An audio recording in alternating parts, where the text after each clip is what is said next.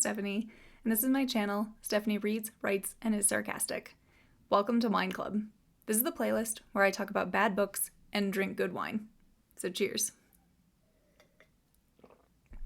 So today on Whine Club, we are going to be talking about 100 Other Girls by Iman Hariri-Kia. And I was actually really excited to read this book after reading the back cover copy. So let's just do that, shall we? So Nora's life is a little off track.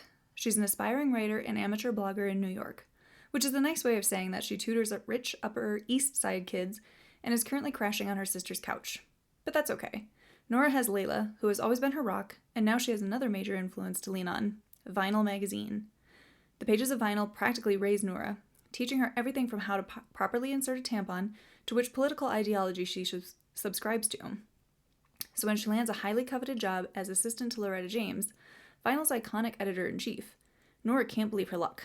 Her only dream is to write for Vinyl, and now with her foot firmly in the door and the Loretta James as her mentor, Nora is finally on the right path. Or so she thinks.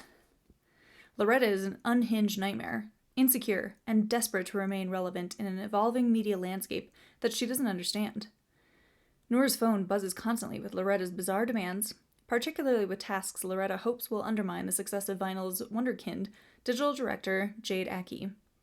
The reality of Nora's job is nothing like she expected, and a misguided crush on the hot IT guy only threatens to complicate things even more. But as Loretta and the old school print team enter into a turf war with Jade, and the woke for the wrong reasons digital team, Nora soon finds herself caught in the middle, and with her dream job on the line, she'll need to either choose a side or form her own. Clever, incisive, and thoroughly fun, 100 Other Girls is an insider's take on the changing media industry, an ode to sisterhood, and a profound exploration of what it means to chase your dreams. So again, that's 100 Other Girls by Iman Hariri-Kia. And I actually got this book in a book subscription box, so very excited to read it. And I do want to preface this review by saying that I admire Hariri-Kia for writing this, putting in the work, building her world, and getting it published. This review is solely about the book, not her as a person. She seems like a lovely human, and I do want to read more from her, but I think there are some things that could have been done better in this book. I'm going to cover the good, the bad, and the ugly. Here we go. So let's start out by talking about some of the good points in 100 Other Girls. I liked hearing Nora's point of view and introspection about her experiences as a young girl after 9/11. She seemed very confident in her identity and her cultural heritage, which is surprising given later how she acts like she's very unconfident about it. She's mocked for it. There was kind of this weird juxtaposition of she's a cool, confident girl boss, boss babe, whatever you want to call it, but then not. Her confidence with picking out men was a whole nother issue too. The diversity in the book was pretty good. I'm obviously not the best person to speak on this topic, as I'm a straight white girl from Minnesota, the land of pale people, but I did like the diversity was the norm and not just there to be a checkmark or a checklist item. Saffron really felt like a person who had their own life, both struggles and triumphs, and their gender identity and sexual identity didn't solely define them. And I also like seeing a lot of women in positions of power, like Loretta, Jade, and I want to say the other woman's name was Beth. Obviously didn't have that much of a leading role or didn't make that much of a mark. And the book actually had a really strong start. I was laughing on page 1 with the grease joke and Nora being told to fix the gap in her teeth. It was actually really reminiscent of the first time I read Confessions of a Shopaholic by Sophie Kinsella, a book I can happily read over and over and over again. I mean, my copy of it back there is completely tattered and ruined, but I love it so much. And I was curious to see if I would love Nora just as much as I love Becky Boonwood. Unfortunately, it kind of morphed into something else. It had a lot of Gen Z talk for my liking, and especially with like the use of sus and IRL in real life. It took me out of the story. It could have worked if maybe Nora was a bit older or she felt she wouldn't fit in at the magazine, so she was trying to talk differently to fit in, but that wasn't really the case. While the use of in real life, IRL, and sus grated on my nerves, Hariri-Kia has some flair for writing and can write some really evocative paragraphs. As this is a debut novel, I can see her work improving, and if she hones what she does well and culling what didn't work in this book, I think she'll be a powerhouse on the new adult scene. So actually some of the good writing examples that I want to go over. So quote from the book, "I'm sure many others frequent the same path with similar admiration, but with entirely different intentions. This is another reason to love New York. Each and every local attributes certain emotional narratives to neighborhoods dependent entirely on the formative memories that took place in each back alley or street corner." Another quote, "Our apartment housed our family unit, our true home. We had no attachment to chunks of plaster. When my parents announced they were boxing up my childhood and putting the place on the market before their move to Dubai, I felt nothing. Actually, I felt full.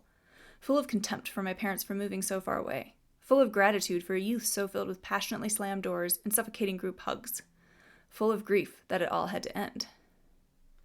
Another quote that I really liked, "Even the tall spine of the Empire State Building, peeking its head above the clouds at a distance, feels uncalled for and cruel. Just another reminder of how small I am. How small we all are." I think Haririkia has a good future in writing ahead of her. She just needs to be better at establishing a consistent tone.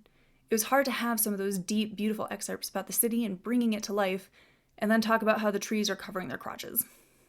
Tonal shifts can be hard to do really well, and unfortunately they weren't done well in this book.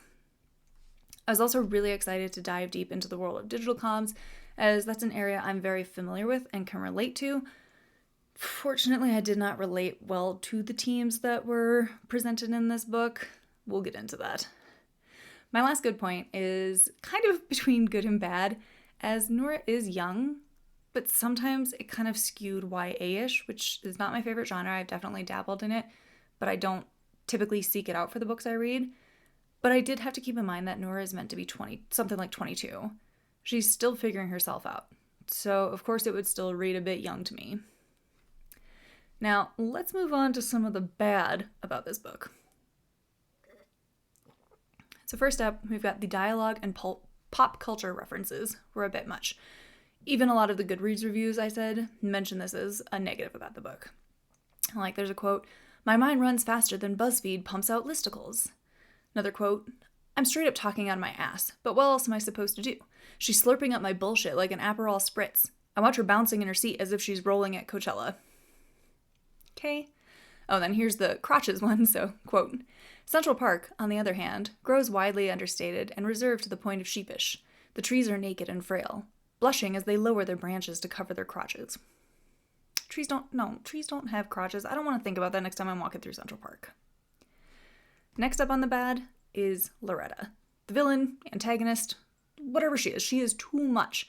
She's demanding and over the top, and at times I couldn't stand that Nora kept running back to her or defending her. Loretta is trash. She abuses her authority, steals other work, and passes it off as her own. And overall, she's just a manipulative little shit. Nora is so scared of her that she pees herself at her desk. She pees her pants, and she just sits there. Excuse me, ma'am? No. You don't have to pee your pants just because you're scared of your boss. Also, Loretta, just because she thinks that Cal, one solo IT person, can't find out who C. Bates is, Loretta thinks she can get away with just stealing her work and passing it off as her own, and then go and talk about it on late night TV? Come on, she would not be that dumb with how much experience she has. And then lastly, she's gonna be a mom at the end? That poor unfortunate child. That kid is gonna be traumatized trying to please Loretta between the smiles and, "Oh, darlings," and then her red-hot anger. Nothing pleases her. Godspeed, little one. Also, on the bad, Cal's storyline was kind of pointless. I get that he was the catalyst for tipping off Jade, but couldn't Saffron have done that? Or even Loretta? I guess I figured the reveal that Loretta knew about Nora's story was going to lead to something, but I guess the joke was on me? Nora also had no sense of self-preservation and is kind of two-faced. But it also seems like it was done on purpose, but then not. Like, there's this whole thing about her being a Gemini and having an alter ego. It was there and occasionally used, but not enough for it to be a real thing or a real part of her identity. It would be like if Lizzie McGuire's cartoon version only showed up for 5 seconds every third episode. Yeah, it's there, but it's not enough of a consistent character quirk. But back to her having no sense of self-preservation. She blabs to Kelsey, even though she knows that she shouldn't, and then is amazed that Kelsey does exactly what she thinks she'll do. Everyone saw it coming from a mile away. How did you not, Nora? Nora is also both manipulative and naive to the point of unbelievability. You really didn't think that Kelsey was going to tell Jade about the Zendaya story and then steal it? Really? You're surprised they did that?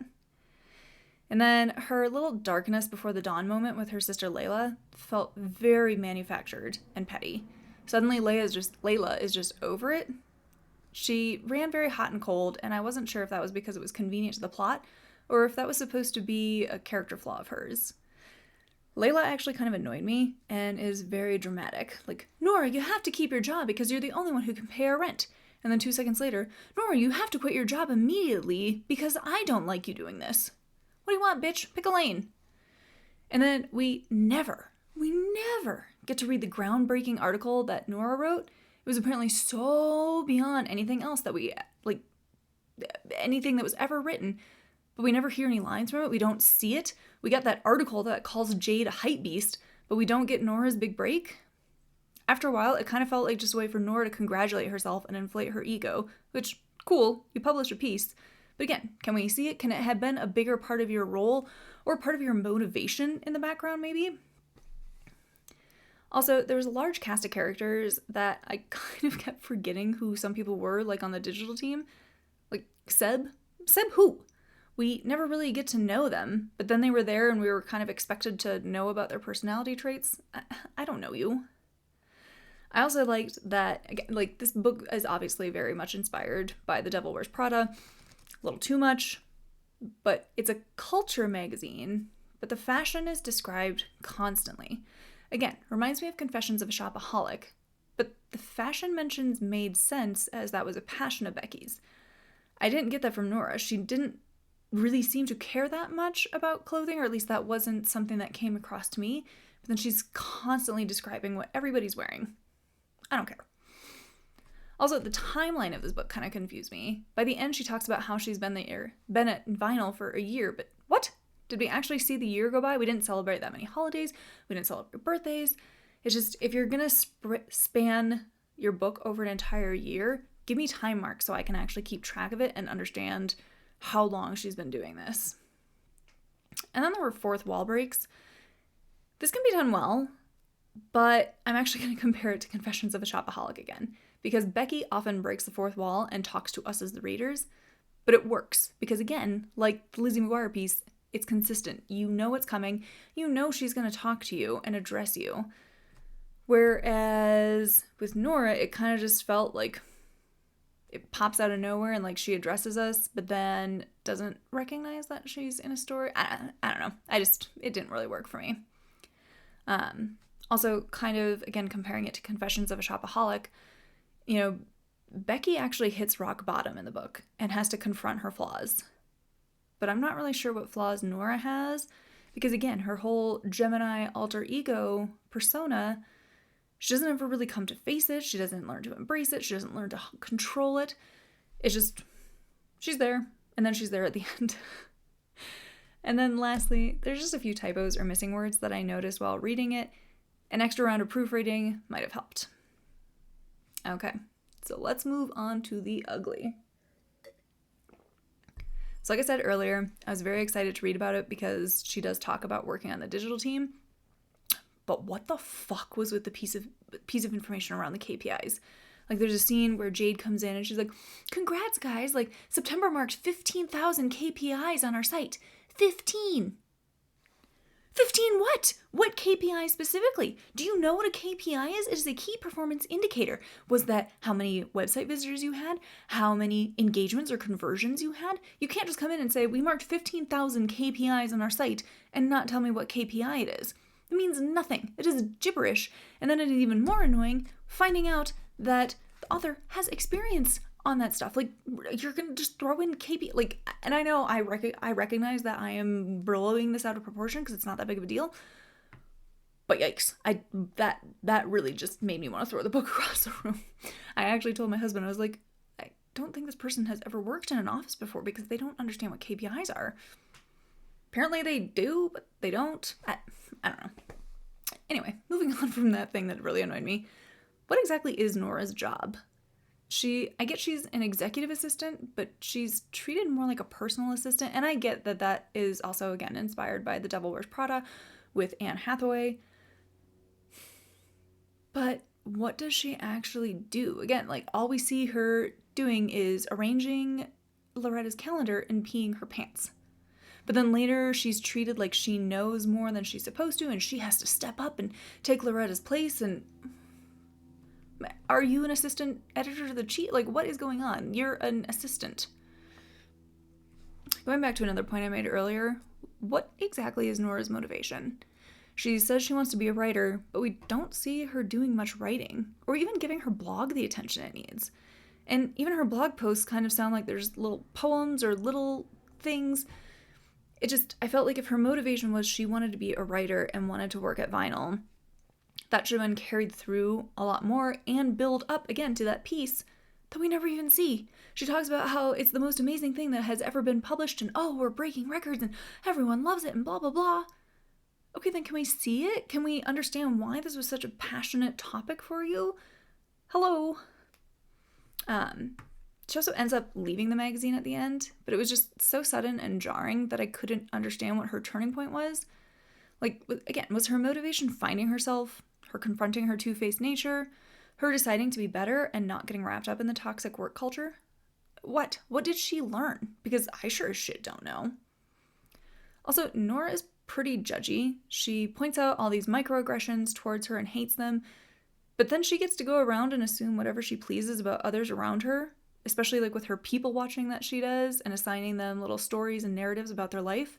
And especially there's a scene where she's at a restaurant and talking about the girl next to her who's just eating her avocado toast, and Nora's being kind of a bitch about it. And it's like, again, excuse me, ma'am, you don't get to get mad at other people when you're doing the exact same thing. One tiny little thing, and I probably should put this in the bad section, not ugly, but I truly did love the descriptions of New York City. She brought the city to life, explained what it's like to live there. But there's a scene where she is leaving work at 4 p.m., and it's in November, and complains that it's dark. Would it be, though? I mean, like, I was in New York in early December, and I want to say it didn't start getting dark until like 4:30. So just a tiny little detail that jumped out at me way more than it should have, but also a detail that probably could have been easily fixed. I also think near the end, she makes some reference about how these people are her family that she works with.